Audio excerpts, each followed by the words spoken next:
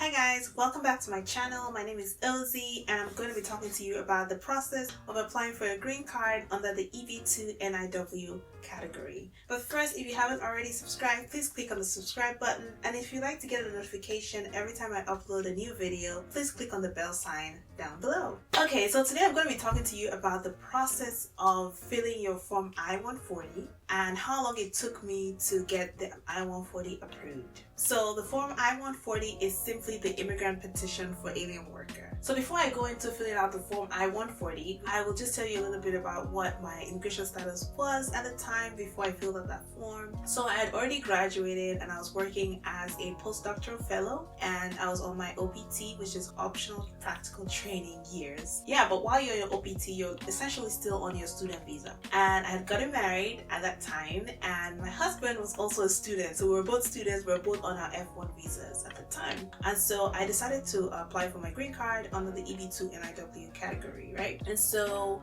the first thing that I had to do, of course, was go and look at eligibility requirements. And then once I had decided that I was eligible, then I went ahead to fill out the form I-140. So the form I-140 is just the immigrant petition for alien workers. Now, you just fill out a form. The form is pretty straightforward.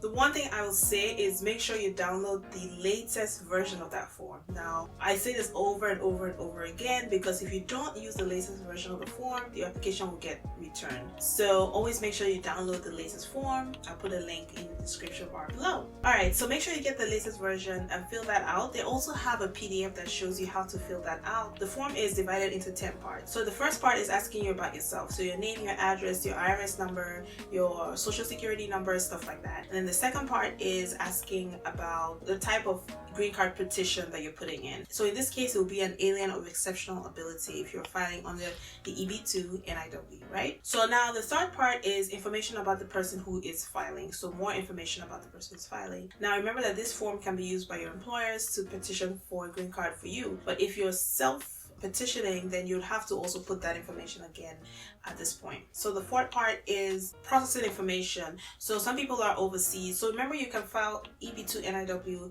from within the US as well as from your home country. So if you're filing from your home country, you're going to put in that you're going to go through consular processing. That means you're going to go to the embassy. But if you're already in the US, you're going to put that you're going to file for an adjustment of status because you're already in the US on another non-immigrant visa type, right? So there are going to also be some questions about your employment, where you work, how much you make, things like that. They're going to ask for all that information. They're going to ask for your work experience. They're going to ask for the places that you've worked, how long you've worked in those places. Be ready to provide that information. They're also going to ask about your children, your family. If they're going to be your dependents in the application, they're going to want to know that. These are the things that you fill out in your form I-140. Now, a few tips about filling this form. I always say that download the latest version of the form. The second thing I say is for any form that you're filling out, make sure that when you fill it out electronically, you print it out and go over it again. If you have someone else look through the application once, that would be really, really great because they could pick out some errors or some omissions, things that you haven't really paid attention to. They can also pick that out. Now, it's important that you sign the form. So as important as it is to use the updated version of the form, it is even more important to sign that form. So make sure that you sign the form in the appropriate area and then you submit the form. Now, when I turned in my form I-140, you can either turn in your form I-140 by itself, or you can turn it in with the form I-485. Now the form I-485 is adjustment of status form. So the adjustment of status form is used when you're already in the US and you are on a different visa type, or you're on a different non-immigrant visa type. So because you're still in the US, you don't need to go out of the US and essentially apply to come back again on their green card. You can just adjust your status from a F1 visa, like in my case, you adjust to a green card or to a permanent resident. I was already in the US, so I had the option of concurrently filing the form I-140 and the form I-485. I could do that together. There are different fees for these forms. At the time when I filed, the form I-140 was $700, and then the form I-485 I think was about $1,000 and 140 $1,140. So at that time we had just gotten married, we had spent a ton of money on our wedding. We had a really nice wedding in Nashville. It was really nice and intimate. We had all our favorite people around and it was fun, but it also cost a lot of money. And so we didn't have a lot of money to like throw around, like hire a lawyer or stuff like that. And so I had the option of concurrently filing the I-140 and the 485 together, but that was gonna cost $700 plus $1,140. And at that point I was thinking like, okay, I don't know if I'm going to qualify. I don't know if they're going to send me like a rejection and say, okay, you need to turn in a whole lot more evidence and things like that. If your form I-140 gets denied, then they're not going to go ahead and process your 485. So I was just like, okay, I'm going to file the one I-140 first, which is a petition for permanent residency, and once that's approved, I'll then go ahead and file the 485. So that's what I did. I applied for the I-140 first, and then after that was approved, then I filed the form I-485 to adjust my status from F1 visa to green card, right? So now, how long did it take me to file? So when I put my documents together, I turned in my application on January 5th, 2018.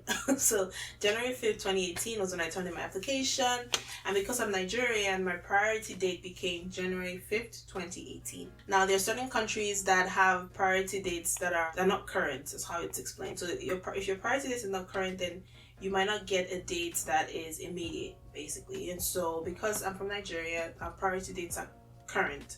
So when I turned in my application, that day was the day they received my application was January 5, 2018, and that was my priority date as well. The next time I heard from them, so when they turned in my application, I got a receipt notice, right? After about a week, I got a receipt notice in the mail, which just told me that they had received my application, they were processing the application, and I was like, okay, we're gonna wait. And my application was approved. I got the notice of approval on May 30th, 2018.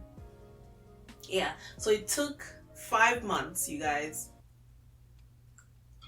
Yeah, it took about 5 months to get an approval on my I-140. So you see that if it takes 5 months to get an approval, then you want to make sure that you're starting the process of getting the evidence together as fast as possible, because it's going to take like about 5 months after you turned it in. In my case, it took 5 months. So it's going to take a while after you turn in your form I-140 to get a response from the USCIS. And so you want to turn in that application as soon as you can. Now, I've prepared a free ebook that will help you get started on the process. I hope you're able to download this document, and I hope it really helps you get the process started. Now, the reason why I provided this document, I've helped a lot of people prepare the documents for the EB2 NIW application. A lot of people ask me similar questions, like the same questions over and over again. And so I decided to put that in an ebook and provide it to you free of charge. Now, if you'd like to get that ebook, go ahead and look in the description bar of this video and you'll see the link to the ebook. So tips for filling out the I-140: use the most recent form of the form I-140. You can submit your form I-140 and form I-485 together. It might help you save some time, but I didn't do it that way. I just submitted my I-140 first. Once that got approved about 5 months in, I then submitted my form I-485. Now, if you have dependents, if you have children, if you have a spouse, you can also include them in your green card application as well. So I used a personal check to pay for my form I-140. You can go ahead and do that. It's allowed. You can also pay with a credit card or a debit card. These are things that you can do. You just have to make sure that you have enough funds to cover the cost. Alright, so my next episode, I'm going to share with you filling out the form I-485, all the accompanying forms that I submitted with the 485. I'm going to talk to you about getting my medical requirements done. I'm going to also talk to you about how you can travel while waiting for your green card process to come through. Alright, so until I talk to you next time, have an amazing rest of the day. If you like that free ebook, go ahead and look in the description bar. Like I said, I have this free ebook that I've provided to help you get started on the process. If you haven't already liked and subscribed to this channel, please go ahead and do so right now, and I'll see you on the next one. Bye bye.